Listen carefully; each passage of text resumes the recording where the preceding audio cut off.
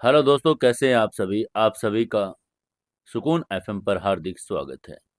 अगर आप पहली बार आए हैं तो चैनल को सब्सक्राइब कर लें, वीडियो को लाइक शेयर और कमेंट जरूर करें। आज हम सुनेंगे इंस्टा मल्टी मिलियनियर वेटर कहानी का एपिसोड नंबर 20। चलिए शुरू करते हैं कहानी। रंजीत सिंघानिया ने बड़े ही नजाकत और आदर के साथ लक्ष्मी जी को उठाया और सीढ़ियों से ऊपर वाले बड़े आलीशान कमरे में ले गई, जो किसी 5 स्टार होटल के कमरे से ज्यादा भव्य था। रंजीत सिंघानिया वापस आकर अपनी कुर्सी पर बैठ गया और अपनी सिगार वापस उठाई। तब एक कमांडो लीडर ने डर कर पूछा, सर, वो देवांशु ओबरॉय बड़ा खतरनाक है। हमने उसकी सिक्योरिटी को रॉकेट से उड़ाया। वो पागलों की तरह हमें ढूंढ रहा होगा। उसके बाद सुनकर रंजीत सिंघानिया के होठों पर एक बड़ी ही सूक्ष्म, रहस्यमयी और कॉन्फिडेंट मुस्कान आ गई। रंजीत ने अपने सिगार का धुआं छोड़कर कहा, ढूंढने दो उसे। देवांशु ओबरॉय सोच रहा होगा कि वो दुनिया का सबसे बड़ा मास्टरमाइंड है। वो दुबई के सिंडिकेट से लड़ने की तैयारी कर रहा होगा। उसका वो महाकाल वाला घमंड जल्दी ही टूटने वाला है। मैं उसे मुंबई बुलाना चाहता था और वो आ रहा है। जब वो मेरे इस फार्म हाउस के दरवाजे पर आएगा, तब उसे पता चलेगा कि असली ताकत जादुई अंगूठी या बाहुबल में नहीं, असली ताकत उस शतरंज की बिरासत में है जो मैंने 25 साल पहले बिछाई थी। रंजीत सिंघानिया के बयान इस बात का सबसे बड़ा सबूत था कि लक्ष्मी का अपहरण कोई फिरौती या अंडरवर्ल्ड की लड़ाई नहीं। ये एक बहुत ही गहरी, पुरानी और एक रहस्यमयी कहानी का हिस्सा था, जिसके तार सीधे देव और सुनैना के अतीत से जुड़े थे। जहां फार्म हाउस में लक्ष्मी को किसी राजमाता की तरह रख रहा था, वहीं दूसरी तरफ मुंबई के छत्रपति शिवाजी इंटरनेशनल एयरपोर्ट के वीआईपी रनवे पर देव का प्राइवेट जेट लैंड कर चुका था। जेट का दरवाजा खुला और उसमें जो इंसान बाहर निकला वो कोई अरबपति नहीं बल्कि साक्षात यमराज था। देव का वो कमांडो टैक्टिकल सूट, उसकी लाल आंखें और चेहरे पर छाई वो खौफनाक शांति इस बात का ऐलान कर रही थी कि मुंबई आज रात चैन की नींद नहीं सो पाएगी। रियांश और विराट भी हथियारों से लैस होकर उसके पीछे उतरे। मुंबई के सबसे बड़े अंडरवर्ल्ड डॉन और फिक्सर देव के पुराने कॉन्टैक्ट सुलेमान भाई ने एयरपोर्ट पर देव के लिए 10 काली एसयूवी गाड़ियों का काफिला तैयार रखा था। सुलेमान ने देव को देखकर कांपते हुए हाथ मिलाकर कहा, ओबरॉय भाई। आगे से देव ने सुलेमान का हाथ पकड़ा, उसे इतनी जोर से दबाया कि सुलेमान की उंगलियों की हड्डियां कड़कड़ा गई। तभी देव ने बिना पलक झपकाए अपनी भारी आवाज में कहा, मेरी माँ इस शहर में है सुलेमान। जिन लोगों ने उन्हें किडनैप किया वो लोकल गुंडे नहीं, वो ब्लैक ऑप्स कमांडोज हैं और मुझे उनकी लोकेशन चाहिए अभी। आगे से सुलेमान ने दर्द से कराह कर कहा, भाई मैं अभी पता करता हूँ, लेकिन मुंबई बड़ा शहर है भाई। वो लोग डार्क वेब के थ्रू काम करते हैं, मुझे थोड़ा वक्त चाहिए। उसकी ये बात सुनकर आगे से देव ने दहाड़कर सुलेमान को दूर धकेल कर कहा, मेरे पास वक्त नहीं है। ये कहकर देव अपनी गाड़ी में बैठा। उसने एक गाड़ी में बैठकर मुनीश की तरफ देखकर कहा, मुनीश, मुंबई के हर एक माफिया, हर एक सप्लायर और उस हथियार तस्कर का ठिकाना मुझे भेज, जो इन कमांडोज को लॉजिस्टिक सपोर्ट दे सकता है। मैं आज इस शहर में अंडरवर्ल्ड की जड़ें उखाड़ फेंकूंगा। और फिर शुरू हुआ देव का मुंबई की सड़कों पर वो खौफनाक और पागलपन भरा तांडव, जिसे मुंबई की पुलिस और अंडरवर्ल्ड सालों तक नहीं भूल पाए। सबसे पहले देव का काफिला एशिया की सबसे बड़ी स्लम और धारावी के अंदर घुसा। यहाँ हथियारों की सबसे बड़ी ब्लैक मार्केट थी। देव अपनी गाड़ी से बाहर निकला। उस लोकल इलाके के 50 गुंडों ने देव को घेर लिया। देव ने अपनी पिस्तौल तक नहीं निकाली। वो एक भूखे शेर की तरह उन 50 गुंडों के बीच में घुस गया। उसने चिल्लाकर पूछा, मेरी माँ कहाँ है? देव चीखता हुए एक गुंडे की गर्दन को अपने नंगे हाथों से उखाड़ रहा था। वो जिसे भी छू रहा था उसकी पसलियां टूट रही थी। सिर्फ 5 मिनट। 5 मिनट के अंदर उस धारावी के हथियार माफिया का पूरा अड्डा खून से लथपथ हो गया। माफिया का बॉस देव के पैरों में गिरकर रोने लगा। उसने गिड़गिड़ाकर कहा, भाई, खुदा की कसम मुझे नहीं पता। वो इंटरनेशनल लोग हमारे पास नहीं आते, वो लोग बड़े लोगों के पास जाते हैं। देव वहां नहीं रुका। उसका काफिला कोलाबा के सुनसान डॉक्स की तरह बढ़ा, जहां विदेशी हथियार और कमांडो छुपते थे। देव ने वहां के सबसे बड़े शिपिंग कंटेनर्स को अपने हाथों और लातों से ऐसे तोड़ा जैसे माचिस की डिब्बियां हो। जो भी लोकल डॉन देव के सामने आया, देव ने उसे एक झटके में मौत के घाट उतार दिया। आगे से विराट ने देव को रोक कर कहा, भाई, शांत हो जाओ। हम गलत दिशा में जा रहे हैं, ये लोकल गुंडे कुछ नहीं जानते। लेकिन देव का दिमाग अब किसी की सुनने की हालत में नहीं था। उसकी आंखों के सामने सिर्फ उसकी माँ का रोता हुआ चेहरा घूम रहा था। वो सोच रहा था कि पता नहीं वो कमांडोज उसकी माँ को क्या तकलीफ दे रहे होंगे। देव ने एक लोहे का पाइप अपने हाथों में मरोड़ कर कहा, मैं इस शहर को जला दूंगा विराट। अगर मेरी माँ को एक भी खरोंच आई तो मैं मुंबई को शमशान बना दूंगा। एक सुराग और गलतफहमी का टूटना। देव पागलों की तरह मुंबई के साउथ से लेकर नॉर्थ तक हर एक इलीगल अड्डे को तबाह कर रहा था। पुलिस कमिश्नर ने फोन पर लगातार मुनीश के पास फोन आ रहे थे, लेकिन किसी की हिम्मत नहीं कि वो देवांशु ओबरॉय के इस महाकाल को रूप को रोक ले। रात के 3 बज चुके थे तभी देव का फोन बजा। ये मुनीश का फोन था। जैसे देव ने फोन उठाया, उधर से मुनीश ने बड़बड़ा कर कहा, बॉस। मुनीश की आवाज में एक बहुत शौक और घबराहट थी। उसकी ये बात सुनकर इधर से देव ने हाँप कर कहा, क्या पता चला मुनीश? तभी उधर से मुनीश ने भारी आवाज में कहा, बॉस, आप गलत थे बॉस। हम सब गलत थे। वो कमांडोज, वो दुबई के सिंडिकेट के आदमी नहीं है। उसकी ये बात सुनकर देव के अचानक कदम रुक गए। उसने तुरंत पूछा, क्या मतलब? तभी उधर से मुनीश ने कांप कर कहा, बॉस, मैंने अभी अभी सैटेलाइट इमेजरी उस प्राइवेट कार्गो प्लेन के टेल नंबर को पूरी तरह से हैक किया। वो प्लेन किसी अंडरवर्ल्ड डॉन का नहीं। वो प्लेन इसी देश की सबसे बड़ी corporate company Singhania group of industries का है। और वो कमांडोज, वो रंजीत सिंघानिया की प्राइवेट आर्मी है। रंजीत सिंघानिया, ये नाम सुनते ही देव के दिमाग में एक पल के लिए पूरी तरह सुन पड़ गया। रियांश और विराट भी एक दूसरे की तरफ बड़े अचरज और खौफ से देख रहे थे। देव ने बड़ी ही ठंडी और उलझी हुई आवाज में पूछा, रंजीत सिंघानिया, देश का सबसे बड़ा बिजनेसमैन, वो देव और मेरी सुनैना को किडनैप क्यों करेगा? मेरा और सुनैना का उससे कोई लेना देना ही नहीं है। उधर से मुनीश ने कहा, मुझे नहीं पता बॉस, लेकिन लोकेशन कंफर्म हो गई। वो लोग आंटी जी को लेकर मुंबई के बाहरी इलाके में मौजूद रंजीत सिंघानिया के उस अभेद्य फार्म हाउस में ले गए हैं। बॉस, और रंजीत सिंघानिया कोई जोगिंदर या महेंद्र नहीं, वो देश की सरकार चलाता है। उसकी प्राइवेट आर्मी में हजारों मशीनरीज है और वहां जाना साक्षात मौत के मुंह में जाना जैसा है। देव की ये लाल आंखों में एक बड़े ही अजीब सा सन्नाटा छा गया। दुबई के सिंडिकेट का भरम टूट चुका था और अब देव के सामने एक ऐसा दुश्मन खड़ा था जिसके पास दौलत, ताकत, कानून, हथियारों का जखीरा था, जो शायद देव की उस अलौकिक शक्ति पर भारी पड़ सकता था। लेकिन देव देव तो महाकाल का अवतार था, जिसके लिए किसी का नाम उसकी माँ से बड़ा नहीं था। देव ने अपनी पिस्तौल को लोड करके एक ऐसी खौफनाक आवाज में कहा, चाहे वो रंजीत सिंघानिया हो या इस देश का प्रधानमंत्री, अगर उसने मेरी माँ को अपनी कैद में रखा है तो उसको उस करोड़ों के फार्म हाउस को मैं उसी की कब्र बना दूंगा। जिसे सुनकर मुंबई की रात भी कांप उठे। देव मुड़ा और अपनी आर्म्ड एसयूवी में बैठ गया। देव ने आगे कहा, लोकेशन भेज मुनीश।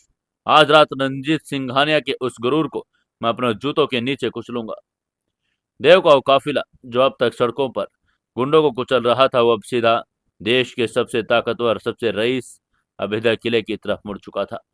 एक तरफ वो देव जो अपनी माँ के लिए पूरी दुनिया को भस्म करने आ रहा था, और दूसरी तरफ रंजीत सिंघानिया जो अपने सिगार पीकर लक्ष्मी जी को इज्जत से सुलाकर बड़ी ही खामोशी से देव के आने का इंतजार कर रहा था।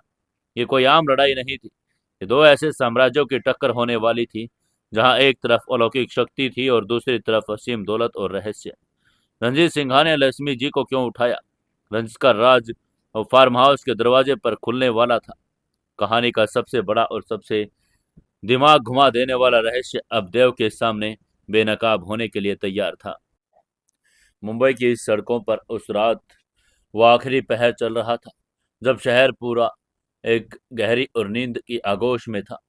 लेकिन शहर के बाहरी इलाके में स्थित उस विशाल और खामोश जंगल के बीच आज रात खामोशी किसी बड़े विनाशकारी तूफान की आहट से कांप रही थी।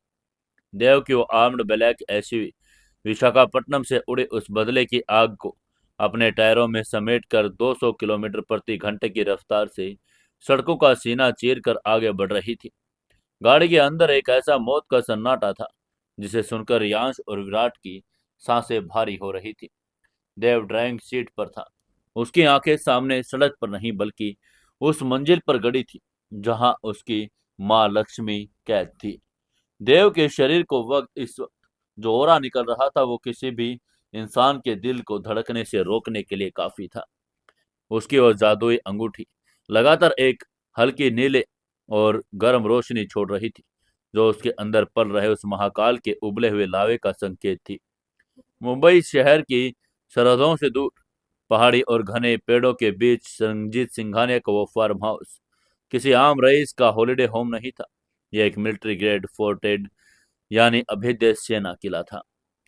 करीब 100 एकड़ में फैले इस फार्म हाउस के चारों तरफ 25-25 फुट ऊंची कंक्रीट और लोहे की मोटी मोटी दीवारें थी। इन ऊपर के 11,000 वोल्ट के करंट वाले कंटीले तार बिछे थे। हर 50 मीटर की दूरी पर एक वॉच टावर बना था, जिस पर थर्मल इमेजिंग कैमरे और भारी मशीन गन लिए स्नाइपर 24 घंटे तैनात रहते थे।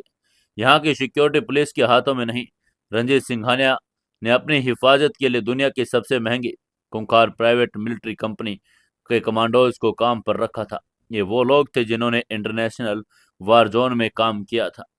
फार्म हाउस के उस विशाल और इटालियन मार्बल के बने मेल हॉल के अंदर रंजीत सिंघानिया अपनी उसी एंटीक कुर्सी पर इत्मीनान से बैठा था। उसके मुंह में क्यूबन सिगार सुलग रहा था और तेज और अनुभवी आंखें सामने दीवार पर लगी हुई एक डिजिटल स्क्रीन पर टिकी थी। इस स्क्रीन पर फार्म हाउस के बाहर लगे हाईटेक कैमरों की लाइव फीड चल रही थी। रंजीत के ठीक पीछे उसका head of security measure Kishan खड़ा था। मेजर किशन एक 6 फुट 4 इंच लंबा चौड़े सीने वाला, चेहरे पर युद्ध के गहरे निशान वाला एक खतरनाक इंसान था। तभी मेजर किशन ने स्क्रीन की तरफ इशारा करके कहा, सर, कैमरा नंबर 4 के रडार पर एक भारी एसयूवी हमारी तरफ आ रही है। उसकी रफ्तार बड़ी तेज है। मुझे लगता है वो आ गया है। रंजीत सिंघानिया ने अपनी सिगार का धुआं बड़े ही आराम से हवा में छोड़ा। उसके चेहरे पर कोई घबराहट नहीं थी, बल्कि एक बहुत ही गहरी और कैलकुलेटिव मुस्कान थी। उसने धीरे से कहा, देवांशु ओबरॉय। रंजीत ने उस नाम को अपने होठों से ऐसे निकाला जैसे किसी पुरानी पहेली को सुलझा रहा हो। उसने बहुत ही गहरी आवाज में कहा, मुझे पता था वो आएगा। जिस लड़के ने दुबई के सिंडिकेट को 500 करोड़ का लालच देकर उनके 40 आदमियों को विजाग में काट डाला, वो अपनी गर्लफ्रेंड की मां के लिए पताल तक भी आ सकता है। उसकी ये बात सुनकर आगे से मेजर किशन ने अपने पिस्तौल पर हाथ रखकर पूछा, क्या हुक्म है सर? क्या मैं गेट पर उसे उड़ा दूं? हमारे स्नाइपर उसे 1 सेकंड में राख कर सकते हैं। तभी रंजीत सिंघानिया ने हाथ ऊपर उठाया। रंजीत ने बड़ी सख्त और रहस्यमयी आवाज में कहा, नहीं किशन, मुझे उसे मारना नहीं। मैं उसे यहाँ देखना चाहता था। मैं देखना चाहता हूँ कि जो कहानियों में मैंने सुना है, जो खौफ उसके अंडरवर्ल्ड में पैदा हुआ, क्या वो सच है या सिर्फ एक छलावा है। अपनी अल्फा टीम के सबसे बेहतरीन 30 कमांडोज को फार्म हाउस के मेन कोर्टयार्ड में तैनात करो। उसकी ये बात सुनकर आगे से मेजर किशन ने थोड़ा हैरान होकर पूछा, 30 कमांडोज?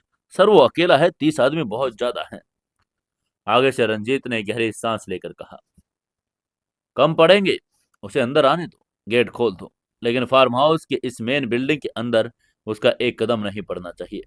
अपने 30 कमांडो से कहो कि उस पर हमला करे, उसे रोको।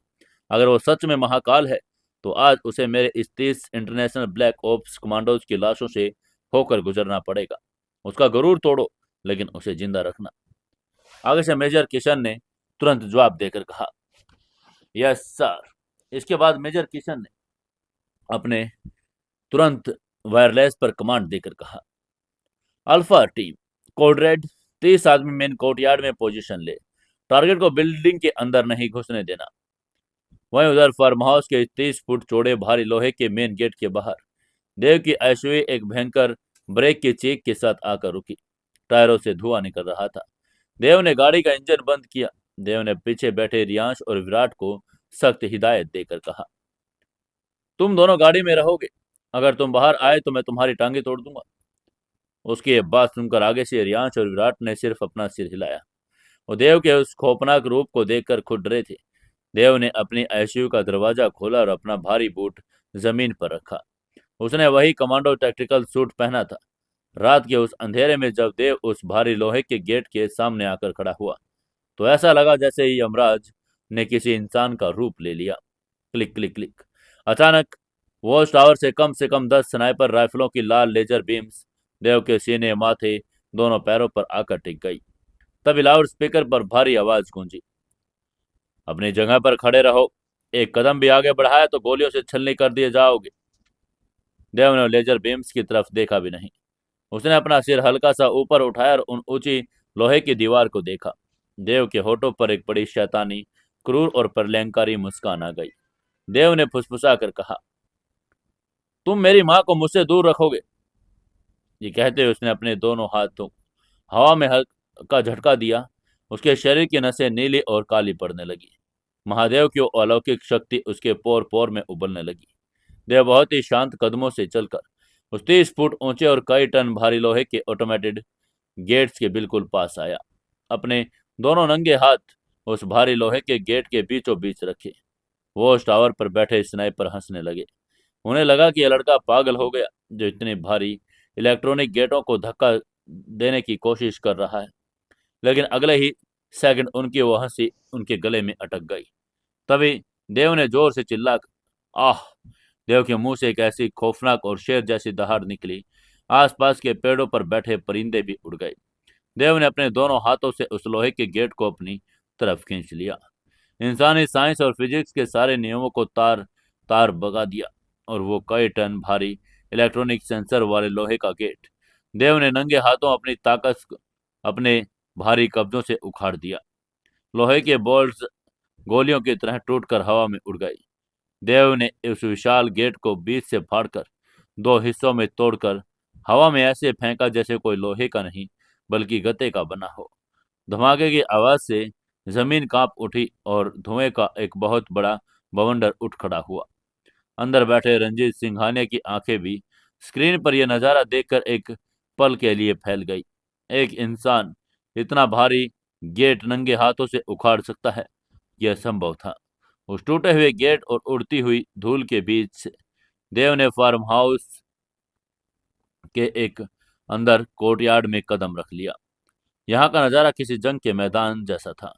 उस विशाल खुले मैदान में 30 खूंखार काले कपड़ों और बुलेट प्रूफ गियर में लिपटे इंटरनेशनल कमांडोज एक आधा गोलाकार टैक्टिकल फॉर्मेशन बनाकर खड़े थे। इन तीन किलर्स के हाथों में एडवांस M4 कार्बाइन, सब मशीन गन, स्टन ग्रेनेड्स और भारी कॉम्बैक्ट नाइव्स थे। ये लोग वो थे जो इंसान को बिना आवाज किए मारने की ट्रेनिंग लेकर बैठे थे।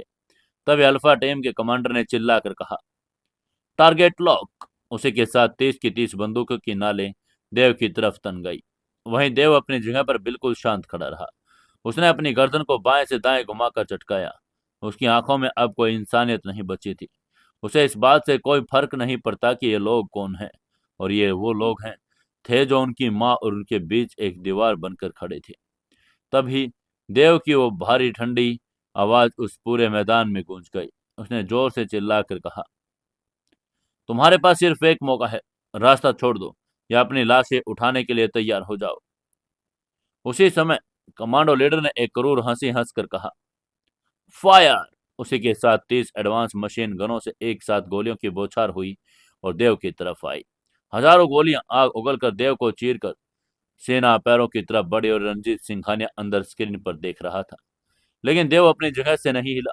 वह हजारों गोलियां देव के शरीर को छूने से महज कुछ मिलीमीटर पहले हवा में किसी अदृश्य लोहे की दीवार से टकराकर चपटी होने लगी थी और चिंगारियां छोड़कर जमीन पर गिरने लगी। ऐसा लग रहा था जैसे देव ने चारों तरफ कोई फोर्स फील्ड एक्टिव हो गई। कमांडोज की आंखें चीफ के साथ खौफ के साथ हैरानी से फटने लगी। वो लगातार ट्रिगर दबा रहे थे लेकिन देव को एक खरोंच तक नहीं आ रही थी। ये देखकर कमांडो ने चिल्लाकर कहा, ये क्या हो रहा है? गोलियां असर क्यों नहीं कर रही? तभी देव ने फुसफुसाकर कहा, मेरा वक्त शुरू होता है अब। और अगले ही माइक्रो सेकंड में देव वहां से गायब हो गया। देव की रफ्तार इतनी तेज थी कि हवा में सिर्फ उसके काले सूट की एक धुंधली परछाई दिखाई दी। वो सीधे 30 कमांडोज के बिल्कुल बीचों बीच पहुंच चुका था। इससे पहले कि कमांडो अपनी बंदूकें घुमा पाते, देव ने करले पार्टी कराव मार्गा की खौफनाक आक्रामक मिश्रण शुरू कर दिया। उसने ग्रैंड मास्टर की हैसियत हासिल कर ली थी। देव का बायां हाथ हवा में बिजली की तरह लहराया। उसने अपने सबसे करीब खड़े एक भारी भरकम कमांडो को मशीन गन की बैरल में पकड़ा और उसे एक झटके में यू शेप में बदल दिया। लोहे की वो नली किसी प्लास्टिक की तरह मुड़ गई। कमांडो की आंखें फटी रह गई। देव की कोहनी पूरी ताकत से कमांडो के सीने पर एक हथौड़े की तरह पड़ी। कमांडो के छाती की पसलियां टूटकर उसके फेफड़े में धंस गई वो खून थूकता हुआ हवा में उछला और 10 फुट जाकर जमीन पर बेजान होकर गिर पड़ा। देव रुका नहीं, एक प्रेत की तरह उन कमांडोज के बीच नाच रहा था। उसने एक साथ 3 कमांडोज पर हमला किया। पहले के डाइव लगाई, उसके घुटने पर भारी कॉम्बैक्ट बूट से एक ऐसा स्ट्रीक वार किया कि कमांडो का पैर उल्टी दिशा में मुड़ गया। उसी मोमेंटम का इस्तेमाल करके देव के हाथ ने उछलकर दूसरे कमांडो की गर्दन को अपनी दोनों टांगों के बीच जकड़ा और हवा में एक भयंकर ट्विस्ट दिया। उसकी गर्दन की हड्डी अपनी जगह से खिसक गई। वो धड़ाम से नीचे गिरा और तभी तीसरे कमांडो ने अपने बंदूक से देव के पीछे से वार करने की कोशिश की। देव ने बिना पीछे अपनी 2 उंगलियों को भाले की तरह सीधा किया और कमांडो की गले की नस के पास मौजूद प्राण बिंदु पर एक छोटा प्रहार कर दिया। कमांडो का शरीर लकवा ग्रस्त हो गया। उसकी आंखों के सामने अंधेरा छा गया और एक लकड़ी के लट्ठे की तरह जमीन पर गिरकर तड़पने लगा। सिर्फ 10 मिनट के अंदर 8 सबसे बेहतरीन इंटरनेशनल कमांडोज की हड्डी तुड़वाकर वो खून से लथपथ जमीन पर गिरे पड़े थे। तभी अल्फा टीम के कमांडर ने चिल्लाकर ऑर्डर देकर कहा, बंदूकें छोड़ो, क्लोज कॉम्बैट। उसे समझ आ गया कि गोलियां इस इंसान का कुछ नहीं बिगाड़ सकती। बचे हुए कमांडोज ने अपनी मशीन गन फेंक दी। अपने बेल्ट से 8-8 इंच लंबे धारदार और घातक कॉम्बैक्ट नाइफ निकाल लिए। वो चारों तरफ से घेरा बनाकर देव पर चाकुओं से टूट पड़े थे। लेकिन देव साक्षात शिव के तांडव का रूप ले चुका था। तभी एक रूसी मशीनरीज ने अपनी ताकत से अपना चाकू देव की आंखों की तरफ चलाया। देव ने 1 मिलीमीटर की दूरी से उस चाकू को डोज किया और उसने मशीनरीज की कलाई को अपने लोहे जैसी उंगलियों में जकड़ लिया। तभी देव ने फुसफुसा कर कहा, तूने गलत चीज पर हाथ डाला है। ये कहते हुए देव ने मशीनरीज की कलाई को इतनी भयंकर ताकत से मरोड़ा कि एक कान फाड़ देने वाली कड़क की आवाज आई। उसकी कलाई की हड्डी टूटकर उसकी चमड़ी को फाड़कर बाहर निकल गई। लेकिन देव ने उसे वहीं नहीं छोड़ा। उसने उस मशीनरीज के हाथों को जिसमें चाकू था और उसी की तरफ घुमाया और चाकू को उस मशीनरी के कंधे के आर पार गाड़ दिया। तभी एक साथ 4 और कमांडोज ने चाकुओं से हमला किया। देव ने अपने शरीर की गति और संतुलन में एक ऐसा खौफनाक प्रदर्शन किया कि जिसे विज्ञान भी नहीं समझ सकता। वो देव की किसी स्प्रिंग की तरह उछलकर उसने हवा में ही एक स्पिनिंग किक मारी। उसके भारी बूट एक नए 7 कमांडोज के जबड़ों को निशान बनाया। दोनों कमांडोज के दांत हवा में टूटकर उठ खड़े हुए। उनके जबड़े अपनी जगह से उखड़ गए। एक और कमांडो ने पीछे से देव की कमर में चाकू घोंपने की कोशिश की। तभी देव ने आगे से विंग चून की तकनीक का इस्तेमाल किया और बिना मुड़े अपनी कोहनी को पीछे की तरफ उस कमांडो के सीने के ठीक बीच में दे मारा। कमांडो के फेफड़े की सारी हवा एक झटके में बाहर आ गई और उसका शरीर सुन्न पड़ गया। देव ने तुरंत पीछे मुड़कर उस कमांडो के सिर को अपने दोनों हाथों से पकड़ा और उसके पास खड़े एक पत्थर के खंभे से पूरी ताकत से दे मारा। वो लगातार उनको कसाई खाने की तरह काट रहा था। पूरी की पूरी अल्फा टीम उसने कुछ चंद ही मिनटों में खत्म कर दी थी। अंदर स्क्रीन पर जो रंजीत देख रहा था वो अब कुर्सी से खड़ा हो चुका था। उसकी सिगार जमीन पर गिर गई थी। उसकी आंखों में एक अजीब सा खौफ और एक अजीब सी हैरानी थी। मेजर किशन पसीने से भीग चुका था। उसने हैरान होकर कहा, हमें उसे रोकना होगा, वो हमारी पूरी अल्फा टीम को खत्म कर रहा है। तभी रंजीत ने मुट्ठी भींच कर कहा, नहीं, फाइट जारी रहने दो। वहीं उसी मैदान में अब बचे थे बाकी के टीम खूंखार हैवी वेट मशीनरीज। ये वो लोग जिनका वजन 120 किलो से ज्यादा था, जो किसी भी इंसान की गर्दन अपने हाथों से तोड़ सकते थे। उन्होंने चालाकी से काम लिया। उन्होंने एक साथ देव के ऊपर छलांग लगा दी। उसका मकसद देव को मारना नहीं बल्कि भारी वजन से उसे जमीन पर दबाकर जकड़ना था। उन 3 भारी भरकम कमांडोज ने देव को चारों तरफ से दबोच लिया और एक ने उसकी गर्दन जकड़ ली और 2 ने उसके दोनों हाथ पकड़ लिए। तब अल्फा कमांडर ने चिल्लाकर कहा, दबाओ इसे, हड्डियां तोड़ दो इसकी। उन्हें लगा कि उन्होंने उस अजय काल को काबू कर लिया, लेकिन देव ने अपना सिर नीचे झुकाया। उसकी वो महाकाल की शक्ति अब एक सुनामी रूप ले चुकी थी। तभी देव ने चिल्लाकर कहा, तुम्हारी औकात नहीं कि तुम देवांशु ओबरॉय को जमीन पर ला सको। देव के मुंह से निकली यह दहाड़ इतनी भयानक थी कि उन कमांडोज के कानों के पर्दे सुन हो गए। देव ने अपने शरीर को एक भयंकर झटका दिया। उसकी इस अलौकिक ताकत से विस्फोट के सामने वो 120 किलो के तीन भारी भरकम कमांडोज किसी रुई के गोलों की तरह हवा में 15 फुट दूर पर छिटक कर जा गिरे। एक कमांडो जाकर सीधे एक बख्तरबंद गाड़ी से टकराया। गाड़ी का दरवाजा पिचक गया और देव अपनी जगह पर सीधा खड़ा हुआ। उसके सामने खड़े 6 फुट के लंबे मशीनरीज को उसने देखा और जो लोहे को एक भारी रोड देकर देव की तरफ भाग रहा था। देव ने अपनी जगह से एक कदम भी पीछे नहीं हटाया। जैसे उस मशीनरीज ने वो भारी लोहे का रोड देव के सिर पर दे मारा, देव ने अपना बायां हाथ ऊपर किया और उस भारी रोड को अपनी नंगी हथेली पर ऐसे रोक लिया जैसे किसी ने उसे फूल मारा हो। लोहे का रोड देव के हाथ से टकराकर कांप उठा। मशीनरीज की आंखें डर के मारे बाहर आने को हो गई। देव ने उसी हाथ से उस लोहे के रोड को पकड़ा और उसे एक झटके में मशीनरीज के हाथों से छीन लिया। उस लोहे के रोड को बीच में से अपनी जांग पर मारकर 2 टुकड़ों में तोड़ दिया। मशीनरीज कुछ समझ पाता उससे पहले ही देव ने उस को कॉलर से पकड़कर मुट्ठी में जकड़ लिया। देव ने उस 130 किलो के विशालकाय इंसान को एक ही हाथ से हवा में जमीन से 2 फुट ऊपर उठा लिया। तभी देव ने दहाड़ कर कहा, मैंने कहा था ना, मेरी मां तक जाने का रास्ता तुम्हारी लाशों से होकर जाएगा। देव ने उस इंसान को हवा में ही गोल घुमाया और उसे दूसरे कमांडोज के ऊपर एक मिसाइल की तरह फेंक दिया। क्रैश! वो भारी शरीर 3 कमांडोज से टकराया और उनकी पसलियां और हाथ पैर टूटकर चूर चूर हो गई। वो एक कचरे के ढेर की तरह जमीन पर गिर पड़े। अब 12 मिनट हो चुके थे। मैदान में 30 में से 29 कमांडोज खून से लथपथ टूटी हुई हड्डियां, उखड़े हुए जबड़े और मौत से बदतर हालात में जमीन पर तड़प रहे थे। किसी के रोने की आवाज आ रही थी तो कोई दर्द के मारे बेहोश हो चुका था। अब मैदान में सिर्फ एक इंसान पैरों पर खड़ा था। वो था अल्फा टीम का कमांडर। ये कमांडर दुनिया के सबसे खतरनाक किलर्स में गिना जाता था। उसने अफगानिस्तान में न जाने कितने लोगों को मौत के घाट उतारा था, लेकिन आज इस 22 साल के लड़के के सामने उस कमांडर के पैरों के बीच में पेशाब छूट रहा था। उसके हाथ में पकड़ा हुआ चाकू थर थर कांप रहा था। उसने अपनी जिंदगी में ऐसा शैतान, ऐसा महाकाल कभी नहीं देखा था। 12 मिनट, सिर्फ 12 मिनट के अंदर वो उसकी अजय फौज, जिसे तैयार करने में रंजीत सिंघानिया ने करोड़ों खर्च कर दिए, वो एक इंसान के हाथों पूरी तरह तबाह हो चुकी थी। देव उस कमांडर को धीरे धीरे अपने उस खौफनाक और बर्फीली चाल में बढ़ने लगा। देव के जूतों पर खून लगा हुआ था। तभी कमांडर ने घबरा कर कहा, रुक जा शैतान। कमांडर ने पीछे की तरफ खिसकने की कोशिश की और अपनी पिस्तौल निकाली। देव पर पागलों की तरह गोलियां चलाने लगा। 3 गोलियां उस अदृश्य कवच से टकराकर पिघला गई। देव ने एक ही झटके में उस कमांडर की पिस्तौल को अपने हाथों से पकड़कर चकनाचूर कर दिया।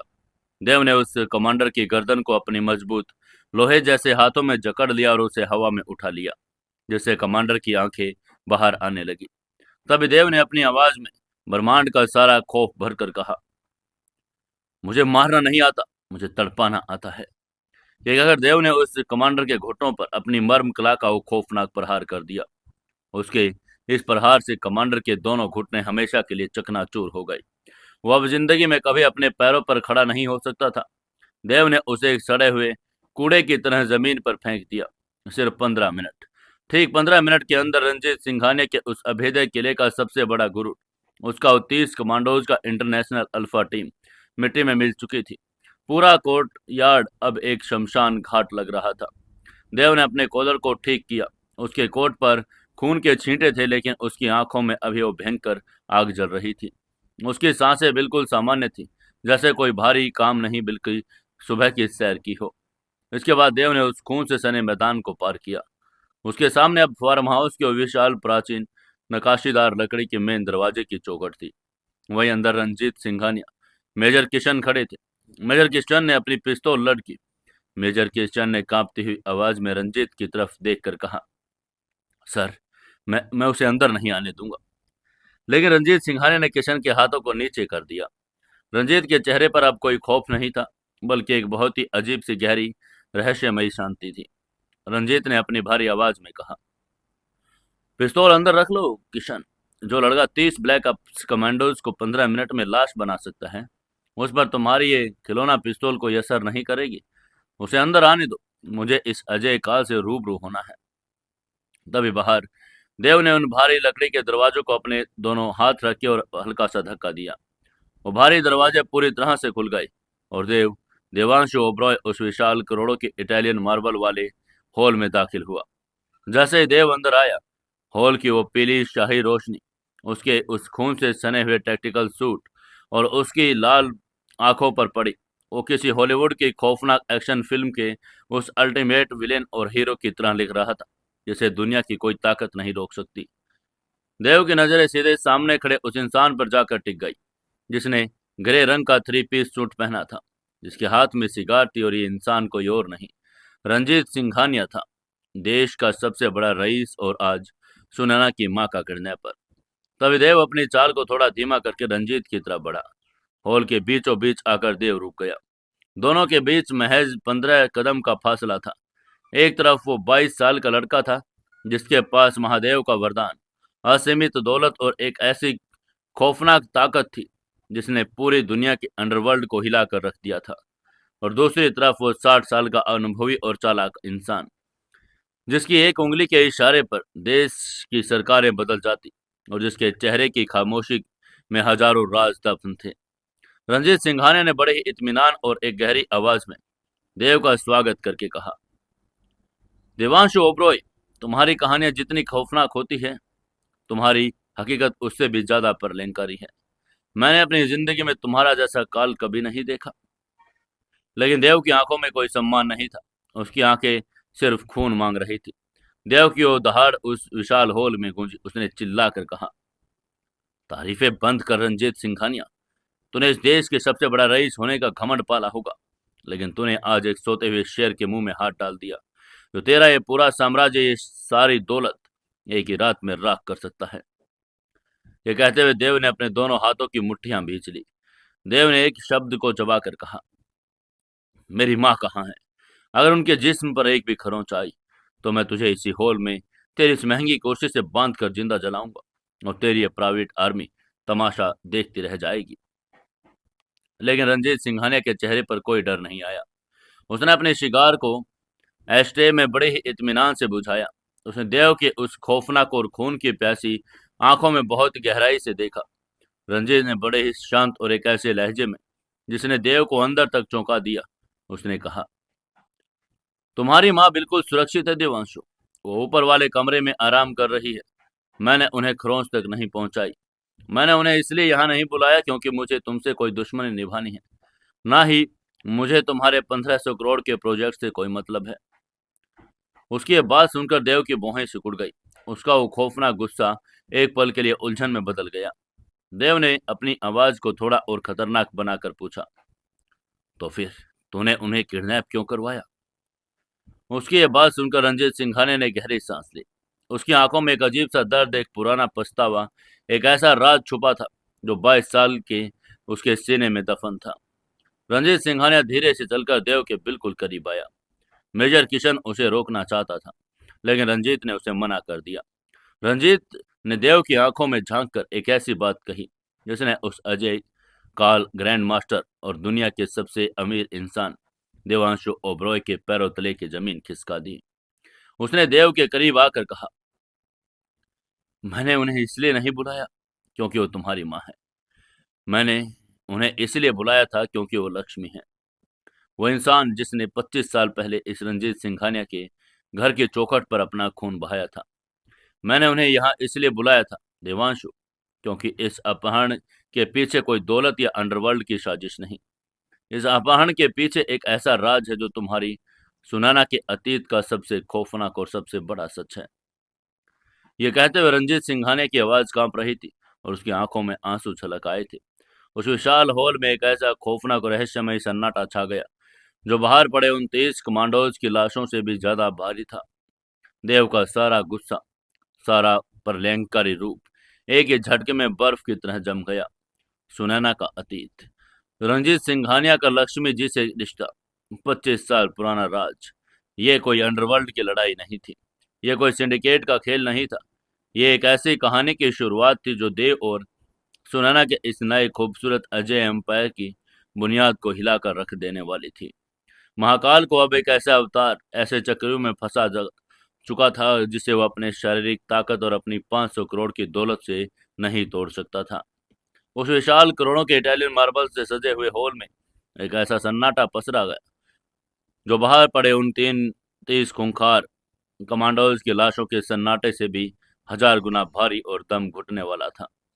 रंजीत सिंघानिया के मुंह से निकले उन आखिरी शब्दों ने, वो लक्ष्मी है जिसने 25 साल पहले के इस घर की चौखट पर अपना खून बहाया था, देव के उस उबलते पर लंकारी महाकाल वाले रूप में एक ही झटके में किसी बर्फ की सिल्ली की तरह जमा कर रख दिया था।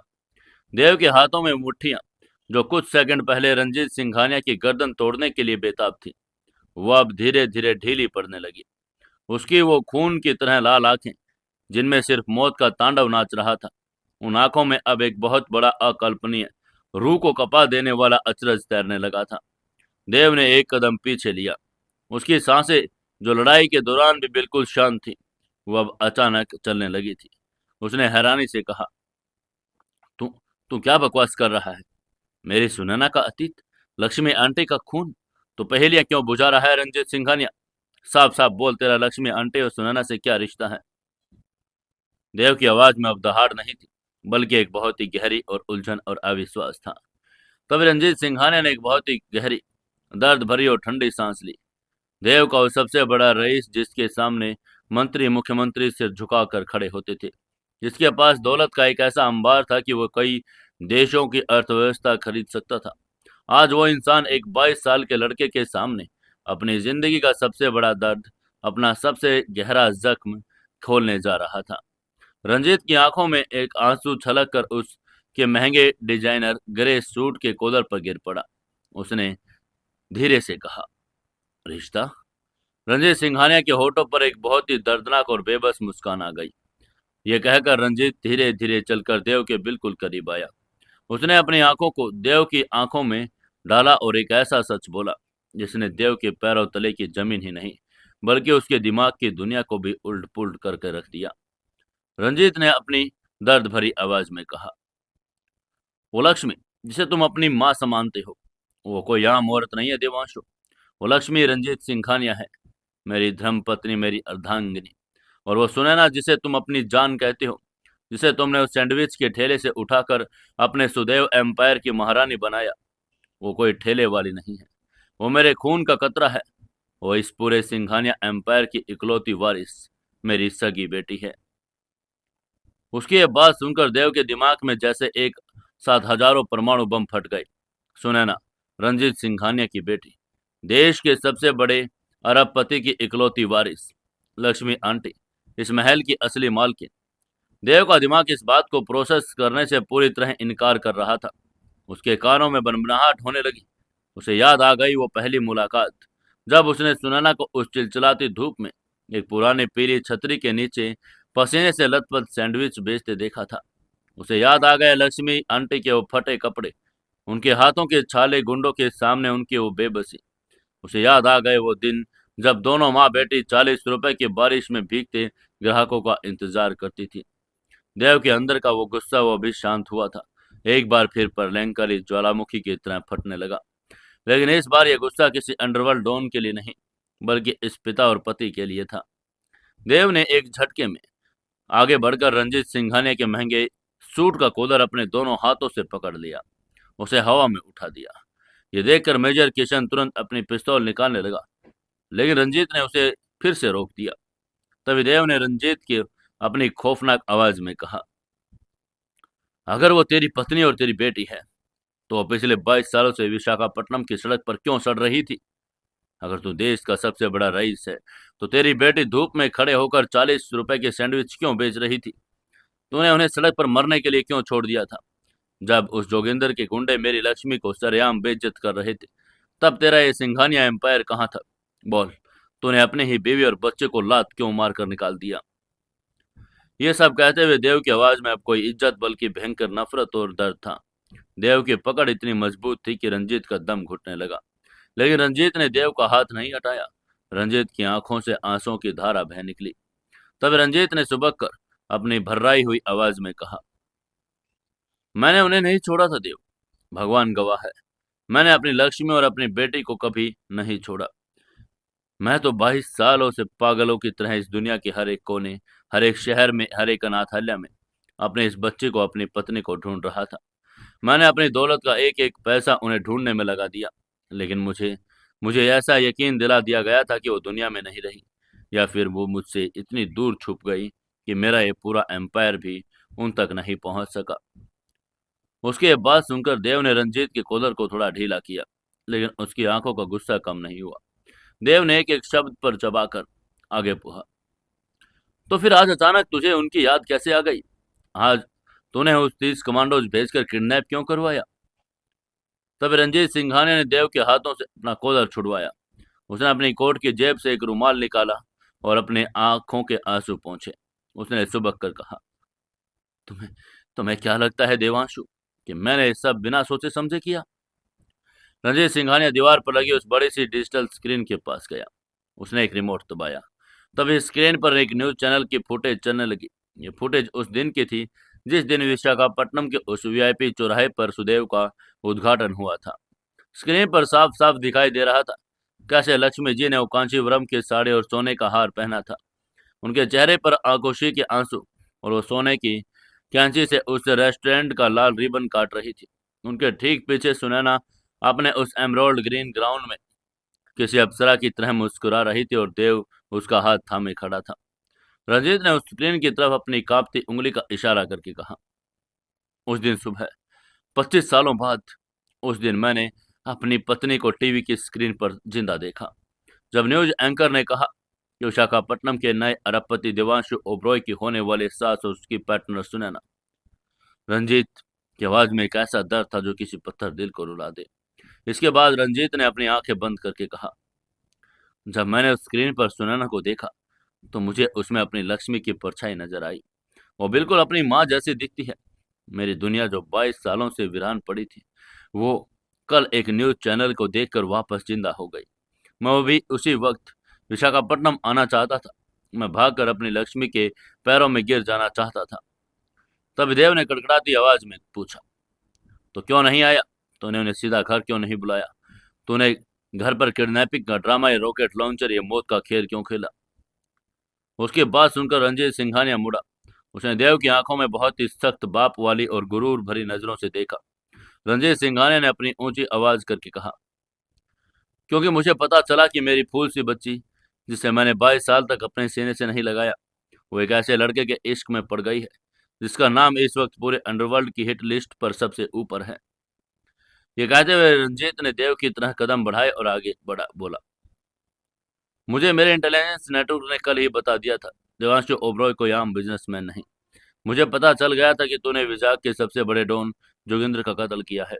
मुझे ये भी पता चल गया था कि महेंद्र और दुबई का इंटरनेशनल सिंडिकेट तेरी जान का प्यासा हो चुका है। रंजीत ने देव के सीने पर उंगली रखकर कहा, तू मौत का खेल खेल रहा है देवांशु, और जो मौत के खेल खेलता है उसके आसपास रहने वाले लोगों की जिंदगी हमेशा खतरे में रहती है। मेरी बेटी पहले ही 22 साल तक सड़कों पर धक्के खा चुकी है। मैं उसे एक ऐसे इंसान के हवाले नहीं कर सकता था जो कल को किसी माफिया की गोली का शिकार हो जाए और मेरी बच्ची फिर से अनाथ हो जाए। उसकी यह बात सुनकर देव को अब धीरे धीरे रंजीत सिंघानिया का खेल समझ आने लगा। तभी रंजीत ने देव की उन लाल आंखों में बिना डरे झांक कर कहा, मैंने लक्ष्मी का अपहरण इसलिए नहीं करवाया कि तुझे ब्लैकमेल करना था। मैंने अपहरण इसलिए करवाया क्योंकि मैं तेरा इम्तिहान लेना चाहता था। मैं देखना चाहता था कि जिस देवांशु ओबरॉय को अंडरवर्ल्ड अजय काल कहता है, क्या वो सच में इतना ताकतवर है कि मेरी बेटी और मेरी पत्नी की रक्षा कर सके। मैं देखना चाहता था कि अगर पूरी दुनिया भी तेरे खिलाफ खड़ी हो जाए, अगर इंटरनेशनल कमांडोज की फौज तेरे सामने आ जाए, तो क्या तू मेरी सुनैना के लिए उस फौज को चीर कर मेरे दरवाजे तक आ सकता है? रंजीत सिंघानिया के चेहरे पर अब एक फक्र और एक बड़ा ही गहरा सुकून आ गया था। उसने अपने दोनों हाथ जोड़ लिए और रंजीत ने बड़ी इज्जत के साथ कहा, और तूने मेरा वो इम्तिहान पास कर लिया देवांशु। तूने मेरे 30 सबसे बेहतरीन इंटरनेशनल कमांडोज को 15 मिनट में धूल में मिला दिया। तूने अपनी जान की परवाह किए बिना उस लोहे के गेट को फाड़ दिया। आज मुझे यकीन हो गया है कि मेरी बेटी ने जिस लड़के को अपना भगवान माना वो सच में एक ऐसा महाकाल है जिसके रहते हुए यमराज भी सुनैना को छूने से पहले 100 बार सोचेगा।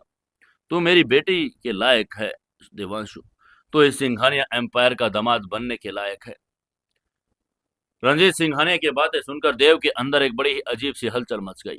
एक तरफ उसे इस बाप की ओर तड़प और सुरक्षा की भावना समझ आ रही थी जिसे अपनी बेटी के लिए इतना खौफनाक और जाल बुना था, और दूसरी तरफ देव की इस बात से वो हैरत में था कि एक इंसान अपनी बेटी को परखने के लिए अपनी ही फौज को मरवाने से पीछे नहीं हटा।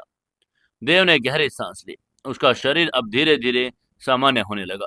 उसकी आंखों की वो खौफनाक लाल चमक अब शांत हो रही थी। देव ने बहुत ही शांत लेकिन तल्ख आवाज में कहा, तेरा इम्तिहान तो पूरा हो गया सिंघानिया, लेकिन मेरा सवाल अभी वही है। अगर तू अपनी पत्नी और बेटी से इतना ही प्यार करता है तो 25 साल पहले ऐसा क्या हुआ था कि लक्ष्मी आंटी को अपना मंगलसूत्र छुपाकर अपना शहर छोड़कर विशाखापट्टनम के उस स्लम में जाकर छुपना पड़ा? उन्होंने पूरी जिंदगी तेरे नाम का सिंदूर क्यों नहीं लगाया? ऐसा क्या था कि तुझे एक रक्षक नहीं बल्कि अपनी जान का दुश्मन समझती है? देव के इस सवाल ने रंजीत सिंघानिया के दिल की सबसे पुराने और सबसे गहरे जख्म को उड़े दिया। रंजीत का शरीर कांपने लगा। वो लड़खड़ाते हुए कदमों से जाकर अपनी लेदर की कुर्सी पर बैठ गया। उसने अपना सिर दोनों हाथों के बीचों बीच रख लिया। रंजीत ने अपनी आंखें बंद करके बोलना शुरू करके कहा, यह कहानी मेरी बेवफाई की नहीं है देवांशु। ये कहानी देश के सबसे बड़े कॉरपोरेट लालच और एक खूनी साजिश की है।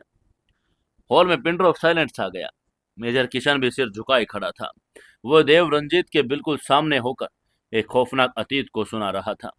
तभी रंजीत ने धीरे से कहा, 25 साल पहले मैं इतना बड़ा रईस नहीं था। यह सिंघानिया ग्रुप मेरे पिता ठाकुर बलवंत सिंघानिया को खड़ा किया गया था। मेरे पिता का एक बड़ा ही क्रूर और पुराने ख्यालात वाले सत्ता के भूखे इंसान थे। उनका एक उसूल था, ताकत सिर्फ उसे मिलती है जिसके पास ताकत को संभालने वाला खून का वारिस हो। रंजीत की आवाज में एक गूंज थी जो तीर के पन्नों को पलट रही थी। रंजीत ने देव की तरफ देखकर आगे कहा, मैंने अपनी मर्जी से एक बहुत ही साधारण मिडिल क्लास और बड़ी खूबसूरत लड़की से प्यार किया। वो लक्ष्मी थी। मेरे पिता इस शादी के सख्त खिलाफ थे। वो मेरी शादी किसी बड़े राजघराने और बड़े मंत्री की बेटी से करवाना चाहते थे ताकि उनका बिजनेस और फैले। लेकिन मैंने बगावत की। मैंने घर छोड़ने की धमकी दी। आखिर मेरे पिता को झुकना पड़ा और मैंने लक्ष्मी से शादी कर ली। रंजीत के चेहरे पर लक्ष्मी को याद करके एक प्यारी सी मुस्कान आ गई, लेकिन वो मुस्कान अगले ही पल एक खौफनाक दर्द में बदल गई। उसने दर्द भरी आवाज में कहा, शादी के कुछ साल तक सब ठीक रहा। लक्ष्मी प्रेग्नेंट हुई। मैं दुनिया का सबसे खुश इंसान था। लेकिन ठीक उसी वक्त कंपनी का एक बहुत बड़ा इंटरनेशनल मर्जर होना था और उस डील को फाइनल करने के लिए मुझे 6 महीने के लिए अमेरिका जाना पड़ा। ये कहते हुए रंजीत ने अपनी मुट्ठी को कुर्सी के हत्थे पर कसकर मारकर कहा, मुझे लगा था मेरा परिवार मेरे घर मेरे पिता के साय में सुरक्षित है, लेकिन मुझे क्या पता था कि मैं लक्ष्मी को किसी घर में नहीं, सांपों के बिल में छोड़कर जा रहा था। देव बड़ी ही ध्यान से एक एक शब्द सुन रहा था। उसे समझ आ रहा था कहानी का विलन कोई और नहीं बल्कि सुनैना का अपना सगा दादा था। वहीं रंजीत की आंखों में आंसू छलक पड़े। उसने आगे कहा, मेरे अमेरिका जाने के कुछ महीने बाद लक्ष्मी ने एक बच्ची को जन्म दिया, हमारी सुनैना। लेकिन मेरे पिता के लिए वो एक बच्ची अभिशाप थी। उन्हें सिंघानिया एम्पायर को संभालने के लिए एक पोता, एक लड़का चाहिए था। एक लड़की उनके लिए सिर्फ एक बोझ थी जो उनके नाम को आगे नहीं बढ़ा सकती थी। ये कहते हुए रंजीत का शरीर अब गुस्से और नफरत से कांप रहा था। रंजीत ने कांपती आवाज में आगे कहा, मेरे पिता ने एक बड़ी खौफनाक साजिश रची देवांशु। उन्होंने सोचा कि अगर रंजीत वापस आ गया तो इस बच्ची के प्यार में पड़ जाएगा, कभी दूसरी शादी नहीं करेगा। इसलिए मेरे अमेरिका से वापस आने से ठीक 10 दिन पहले मेरे पिता ने मेरी लक्ष्मी और मासूम बच्ची को जान से मरवाने का आदेश दे दिया। उसकी ये बात सुनकर देव की आंखें अचरज और गुस्से में फैल गई। एक दादा अपनी सगी पोती को सिर्फ इसलिए मरवाना चाहता था क्योंकि वो एक लड़की थी। तभी रंजीत ने आगे कहा, उन्होंने मेरे घर में नौकरों को खरीद लिया। उन्होंने प्लान बनाया कि लक्ष्मी के दूध में जहर मिलाकर उसे और बच्ची को मार देंगे। इसे एक बीमारी का नाम दे देंगे। लेकिन मेरे घर की एक पुरानी दाई माँ ने बातें सुन ली। वो दाई माँ लक्ष्मी को अपनी बेटी मानती थी। उन्होंने आधी रात को लक्ष्मी को जगाया और सच्चाई बता दी कि तुम्हारे ससुर तुम्हें मारने वाले हैं। ये कहकर रंजीत फूट फूट कर रोने लगा। उसने रोकर आगे कहा, देवांशु, तुम सोच सकते हो उस माँ की हालत, जिसकी गोद में कुछ महीनों की बच्ची हो, और उसे पता चले कि जिस घर में वो रह रही है वो उसकी कब्र बनने वाला है। उसकी यह बात सुनकर आगे से देव ने थोड़ा कंफ्यूज होकर पूछा, तो फिर लक्ष्मी आंटी ने आपसे संपर्क क्यों नहीं किया? वो आपको कॉल भी कर सकती थी। तभी रंजीत सिंघानिया ने अपनी आंखों में बेतहाशा दर्द लाकर कहा, यही तो मेरे पिता की सबसे बड़ी और सबसे नीच चाल थी। मेरे पिता बड़े शातिर थे। जब उन्हें पता चला कि दाई माँ ने लक्ष्मी को भगा दिया है, तो उन्होंने अपने गुंडे को लक्ष्मी के पीछे दौड़ाया। गुंडों ने लक्ष्मी को रेलवे स्टेशन पर घेर लिया और वहां उन गुंडों ने मेरे पिता का सिखाया और झूठ बोला, जिसने मेरी लक्ष्मी की दुनिया को हमेशा के लिए तबाह कर दिया। इसके बाद रंजीत ने एक एक शब्द पर जोर देकर कहा, उन गुंडों ने लक्ष्मी से कहा कि तुझे क्या लगता है, बलवंत सिंघानिया अकेले तुझे मरवा रहा है? ये ऑर्डर अमेरिका से रंजीत सिंघानिया ने खुद दिया है। रंजीत को अपनी दौलत संभालने के लिए एक बेटा चाहिए। तूने एक लड़की को जन्म दिया, इसलिए रंजीत ने ही हमें तुझे और इस बच्चे को खत्म करने के लिए भेजा है, ताकि वो किसी अमीर की बेटी से दूसरी शादी कर सके। उसकी यह बात सुनकर देव ने धीरे से कहा, हे भगवान। देव के मुंह से अनजाने में एक शब्द निकल गया। तब रंजीत ने रोकर कहा, एक पति जिसे बेइंतहा वो प्यार करती थी, जब उसे लगा कि उसी पति ने उसके सीने में खंजर खोपा है, तो लक्ष्मी अंदर से टूट गई। उसे लगा कि जब उसका पति ही उसकी बच्ची का कातिल बनना चाहता है, तो किसके पास जाए। उसने उसी रेलवे स्टेशन पर गुंडों की आंखों में धूल झोंकी और चलती ट्रेन में अपनी बच्ची को सीने लगाकर कूद गई।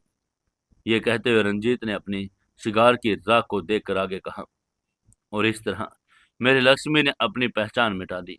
उसने सिंघानिया नाम का कोई नाम अपने पीछे से हमेशा के लिए हटा दिया। उसने मुझे एक लालची और कातिल पति समझकर अपनी पूरी जिंदगी उस सैंडविच के ठेले पर गरीबी में गुजार दी, ताकि मुझे मेरी सुनैना, मेरी बेटी, उस खूनी नजरों से बची रहे। वो मुझसे छुप नहीं रही थी देवांशु, वो अपने बच्चे की जान बचाने के लिए एक राक्षस से छुप रही थी। उसकी यह बात सुनकर आगे से देव ने तुरंत पूछा, और अमेरिका से जब तुम वापस आए तब क्या हुआ? उसकी आवाज में बड़ी नरमी आ चुकी थी। लेकिन क्या हुआ था अमेरिका से वापस आने के बाद, ये तो जानेंगे हम कल के एपिसोड में। दोस्तों, अगर आपको कहानी अच्छी लग रही है तो वीडियो को लाइक, शेयर और कमेंट जरूर से जरूर करें।